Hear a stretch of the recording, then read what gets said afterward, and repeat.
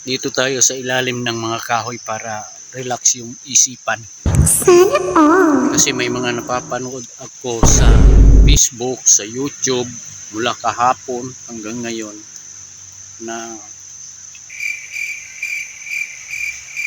bawal daw sumali sa rally ang mga kaanib sa Iglesia ni Cristo kasi magkaiba daw yung relihiyon, church sa state. Nasa saligang batas daw yon. Pero ang tanong ko naman,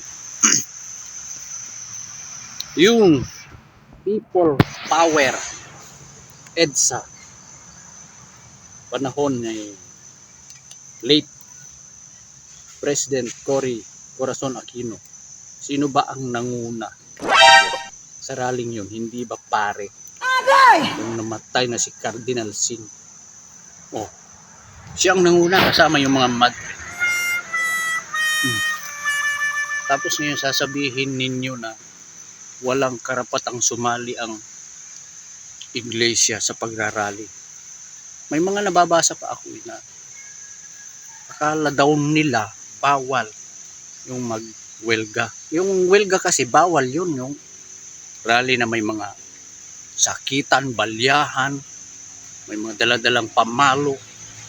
Yung isa sa gawa ng mga kaanib sa Iglesia ni Cristo ay peace rally ayon sa kanilang pahayag. Napakaliwanag yung pahayag nila doon sa programa nila sa Net25. Ayan, panoorin Ang mga kapatid po sa Iglesia ay naghahanda na magsagawa po ng rally. Diba?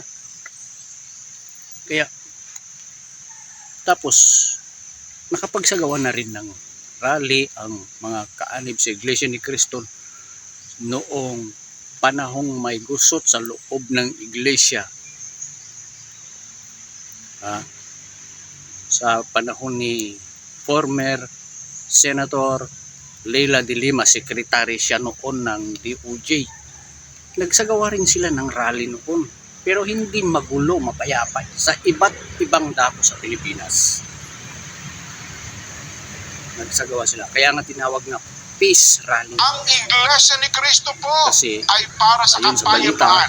Yun sa balita. Ayaw namin, ayaw po natin sa anumang uri ng kaguluhan na manggagaling sa kanino man. Para sa kapayapaan. Sino bang ayaw ng kapayapaan? Mayroon ba? Wala namang taong ayaw ng kapayapaan.